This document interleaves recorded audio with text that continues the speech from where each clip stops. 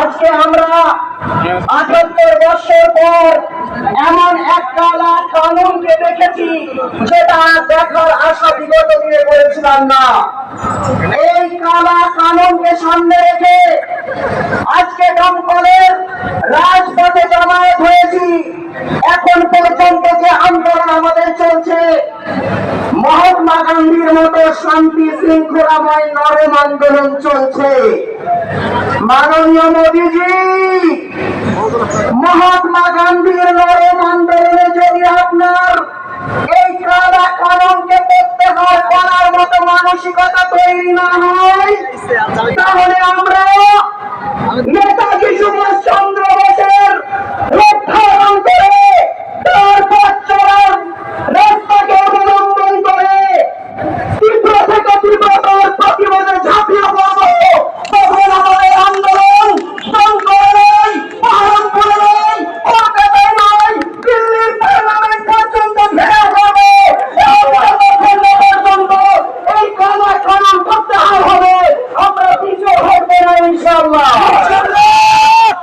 রক্ত শোষণকারী মোদীজি, আপনি ৭০০ মানুষের রক্ত শোষণ করার পরে কৃষি বিলকে প্রত্যাহার করেছেন, কিন্তু আপনি জানেন না এই ওয়াকফ সম্পত্তি যার, তাদের মৃত্যুর পরে হয় আসল শান্তির জায়গা।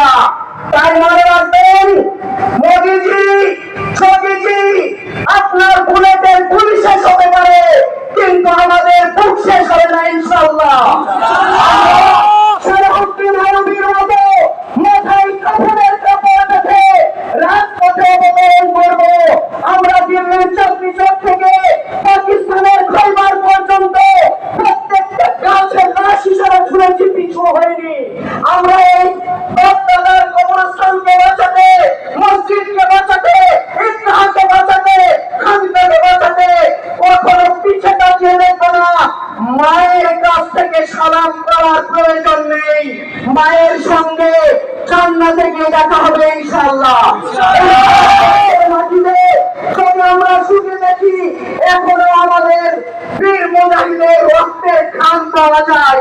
আমরা আবারও ২০২৫ সালে নিজের বুকে তাকতে টন রক্ত দিয়ে ভারতবর্ষের কালো মাটিকে লালের লাল করে দিয়ে আবারও প্রয়োজনে যারা এই শান্তি শৃঙ্খলাময় পরিবেশকে নষ্ট করে, সম্প্রীতিকে নষ্ট করে, জাতি ধর্ম বর্ণ নির্বিশেষে ভাইচারাকে নষ্ট করতে চাই, সেই শক্তিকে পুনরায় পরাস্ত করার জন্য আবারও রোডে নামার জন্য প্রস্তুত আছি।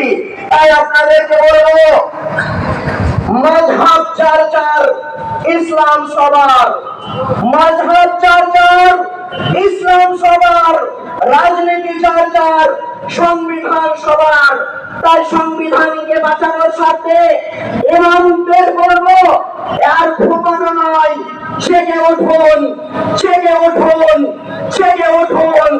ঘুমন্ত সিংহ ঘুমালে নয়, জাগার সময় এসেছে আপনারা। জেগে উঠুন, জেগে উঠুন, জেগে উঠুন।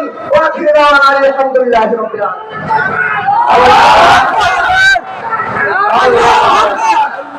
অনেক অনেক ধন্যবাদ।